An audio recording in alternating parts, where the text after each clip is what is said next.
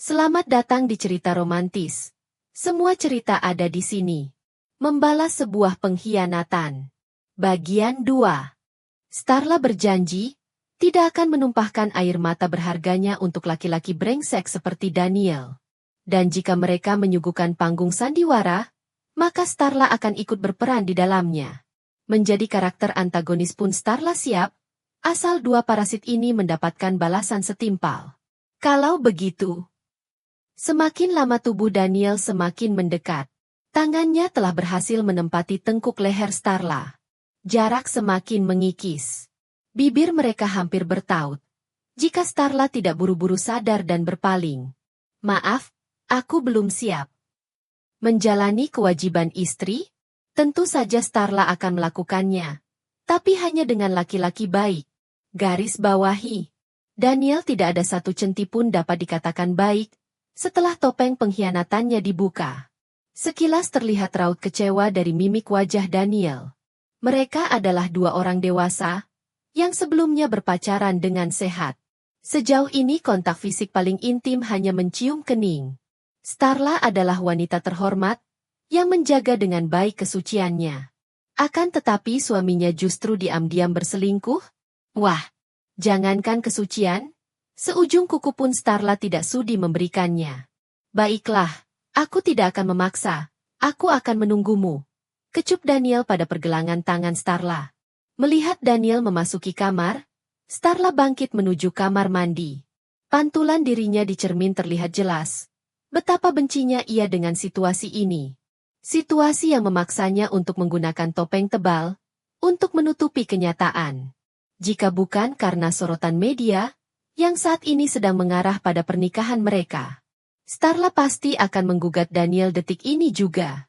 Itu pasti akan mempengaruhi kerjasama yang sudah berjalan baik. Starla tidak ingin bertindak gegabah atas sakit hatinya. Perusahaan ini adalah buah keringat papa. Dulu ketika Starla ditawari memimpin perusahaan, Starla sudah lebih dulu membuka toko bunga. Mengelolanya dengan baik, sampai memiliki beberapa cabang. Lagi pula, komoditas ekspor produk makanan cepat saji bukan gaya Starla. Jadi Starla menolak dan mengusulkan Daniel untuk belajar menjadi pemimpin. Karena dulu, Starla secinta itu sampai membuang segala kemungkinan buruk. Saat itu Starla tidak menyimpan curiga sama sekali. Daniel pun dikenal sebagai tangan kanan papa, sehingga banyak petinggi yang menaruh keyakinan penuh. Definisi ular bermuka dua adalah Daniel. Bisa-bisanya Starla menaruh kepercayaan padanya. Laki-laki bajingan. Umpat Starla menahan emosi. Sekilas melirik tangan bekas ciuman tadi, ia mencucinya berkali-kali. Menggunakan sabun hingga tak ada bau maupun bekas yang tertinggal. Sementara itu di tempat lain. Halo, selamat siang Tuan. Saya sudah bertemu dengan Tuan Robert di bandara. Saat ini kami sedang menuju The Ritz-Carlton Hotel. Yeah. Halo.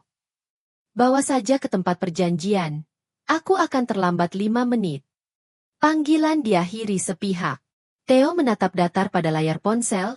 Pasti bosnya itu sedang melakukan sesuatu. Seperti jargon publik di media, tiada hari tanpa skandal wanita. Sepertinya bosmu tahu cara bersenang-senang. Sahut penumpang di belakang. Tidak lain Tuan Robert, salah satu ladang emas keluarga Adamson, pemilik pertanian anggur terbesar di Spanyol. Hahaha. Tawa garing Theo, beliau memang sering bercanda saat menelepon. Jujur saja Theo sudah bosan memblokir serbuan media tentang skandal wanita Adamson. Tapi bos tidak tahu terima kasih. Itu terus-terusan memacu pinggangnya demi kepuasan sesaat. Sial. Dia yang enak gua yang susah. Dengus Theo dalam hati. Ngabulasin. Hahaha. Tanpa ditutupi pun aku tahu perangai Adamson. Dia itu hanya mengikuti jejak ayahnya. Robert menilik jendela. Pada akhirnya dia akan jatuh cinta seperti orang gila pada satu wanita. Harapan Theo pun sama. Hanya saja, kalau bisa tuannya harus merasakan penderitaan dulu, mengemis-ngemis cinta sampai terluka harga dirinya. Hotel mewah di tengah distrik perkotaan Toronto, Kanada. Berjejer hiburan malam dan art gallery yang menjadi tujuan utama pertemuan kali ini. Adam berjalan memasuki front office hotel. Dengan setelan vest abu-abu, senada dengan jas dan dasi senada. Siapa yang tidak terpesona oleh wajah tegas terkesan dingin itu? Bahkan wanita paling polos pun memuja postur bak model pakaian dalam, sangat kokoh dan keras. Saat acara lelang tadi, Adam menerima notifikasi dari nomor baru. Senyumnya mengembang nakal, sembari mengetik tempat untuk menghabiskan malam. Tanpa disadari Theo mencuri lirik. Bola matanya melengos malas, ketika sadar isi chatnya dengan seorang wanita. Lalu mereka menghabiskan malam, mencapai titik kepuasan bersama. Angin malam menjadi saksi panasnya ranjang dipenuhi peluh dan lenguhan. Secangkir kopi tengah dimium, Adam duduk bertumpu kaki pada tepi spring bed. Di belakangnya, seorang wanita tengah mendengkur halus terbalut bed cover. Percayalah, tak ada sehelai benang pun di baliknya. Seketika Adam ingat janji kepulangannya pada sang ibu sayu ke tanah kelahirannya di Indonesia. Padahal Adam tidak suka tempat itu. Karena terlalu banyak aturan budaya timur, yang mengedepankan tata krama. Berbeda dengan di sini, ia bebas berpetualang. Yah, walaupun begitu Adam tetap akan pulang. Mengingat dia sayu, wanita pertama yang berhasil membuat Adam jatuh cinta tanpa syarat. Adam beranjak mengambil ponsel di nakas. Dahinya mengerut, karena banyak pesan yang masuk melalui WhatsApp-nya. Ia mengabaikan hal itu, seraya duduk di kursi tunggal dekat jendela. Laki-laki berbalut handuk kimono dengan dadanya sedikit terekspos itu, iseng membuka Instagram. Media sosial yang sudah lama tidak ia buka. Senyumnya menyungging, karena melihat beranda dipenuhi ucapan selamat atas pernikahan seseorang.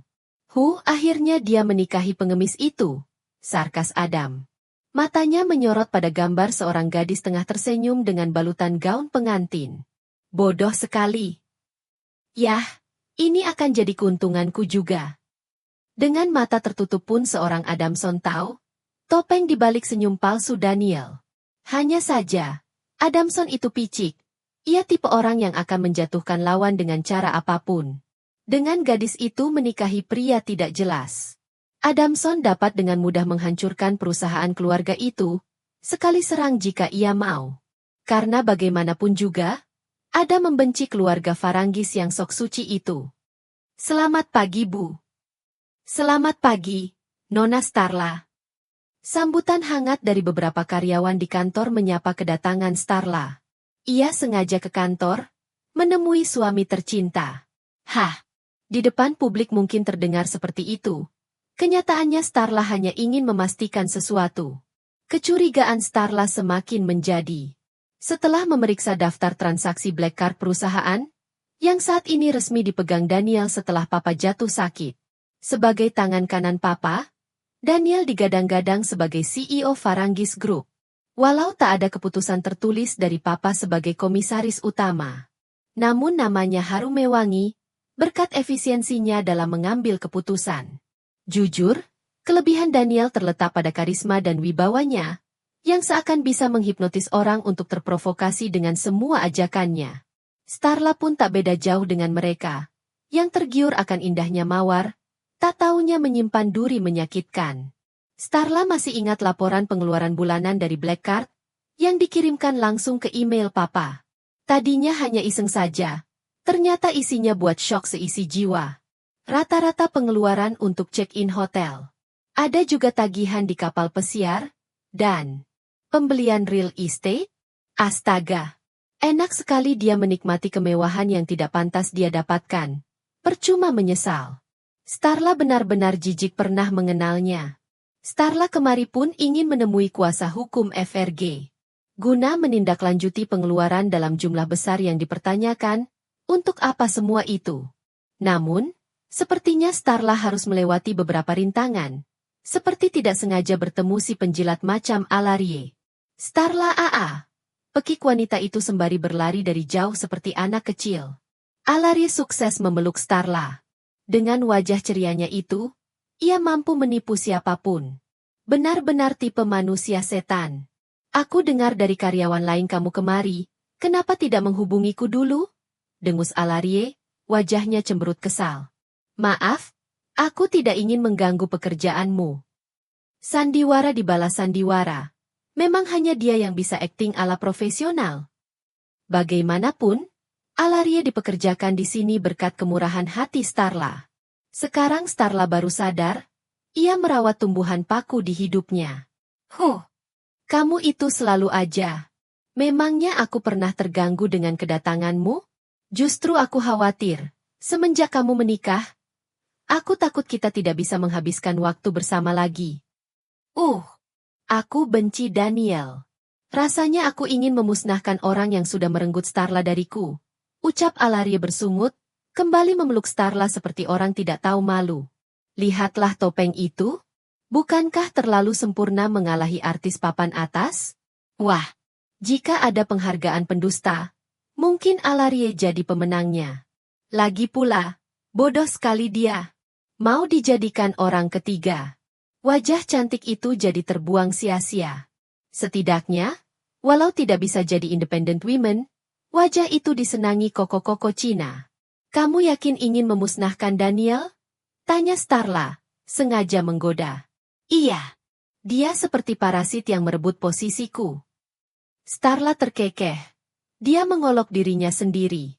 Jika Daniel menghilang, bukankah ada seseorang yang akan merasa kehilangan? Mata Starla menyorot sepele, kemudian terkekeh meremehkan. Maksudku, para karyawan, karena Daniel sudah dikenal baik di sini. Lalu, tenanglah. Daniel sangat menyayangiku. Aku minta apapun pasti akan dia turuti. Kalau hanya keluar untuk menemanimu hangout, dia tidak akan keberatan selama tidak membahayakanku.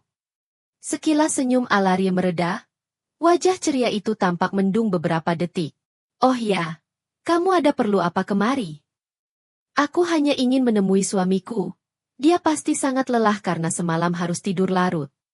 Star sengaja berkata seperti itu, agar dia berpikir yang tidak-tidak. Hati Starla sedang dipenuhi kemenangan. Melihat Alaria mengontrol topengnya itu adalah kepuasan. Rasakan. Batin Starla mencebik. Kalau gitu aku ke atas dulu ya. Selamat bekerja Alaria, see you next. Seulas senyum menghiasi wajah itu saat memasuki lift.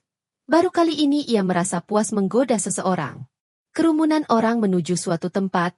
Saat liftnya sampai ke lantai tujuan, ia mencegah salah satu untuk bertanya.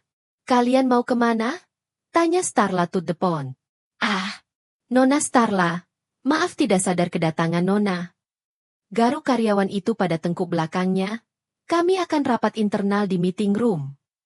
Oh, isi, thanks. Sukses selalu. Karyawan itu melanjutkan langkahnya. Ini kesempatan bagus untuk bertemu kuasa hukum FGR Pak Haris. Starla terus melangkah ke ruang konsultan hukum. Mengetuk pintu kaca buram itu. Tok tok tok. Silahkan masuk. Ada perlu apa? Nona Starla? Maaf Nona, saya kira karyawan, ucapnya kikuk. Itu bukan hal penting.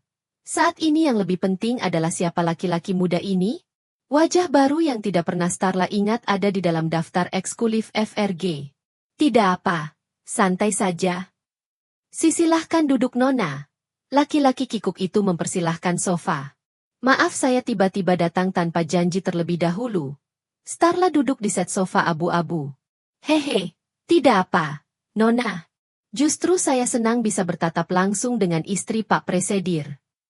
Pak Presedir? Bukankah belum ada pembicaraan tentang pengesahan jabatan? Bagaimana bisa panggilan itu berubah begitu saja tanpa persetujuan Starla? Ini tidak benar. Ada yang tidak beres. Selama 6 bulan ayah Starla dirawat akibat stroke, Daniel menggantikan sementara. Apa saja yang dia lakukan selama itu? Starla sengaja tidak mengawasi karena percaya kinerja Daniel. Tanpa Starla sadari, banyak wajah baru yang mendiami jabatan tertentu, seolah para pendukung papa didemisionerkan satu persatu. Sialan. Kalau begini, Starla harus hati-hati. Salah langkah, maka Starla yang akan terjebak selamanya dalam pusaran sandiwara ini. Karena bisa saja kuasa hukum yang sekarang berpihak pada Daniel, dan justru menjadi bumerang untuk Starla. Kalau boleh tahu kenapa Nona Starla kemari ya? Ada yang bisa saya bantu? Starla melirik ke arah name tag. Tertulis nama Evan. Saya hanya ingin menyapa. Kata Daniel, kamu sangat pintar dan cekatan. Saya jadi penasaran. Seperti apa wajah orang jenius itu? Dusta Starla natural. Hehe. Nona bisa aja. Saya tidak sejenius itu. Yah, saya memang pernah ikut debat internasional beberapa kali. Tapi, saya masih kalah kalau berdebat dengan wanita. Dia terlihat canggung, ciri-ciri penjilat. Baik di depan, busuk di belakang. Wah, itu sangat hebat. Kalau boleh tahu kamu punya pengalaman kerja di mana saja? Pancing Starla. Ia ingin tahu kapan tepatnya laki-laki ini masuk. Bersambung.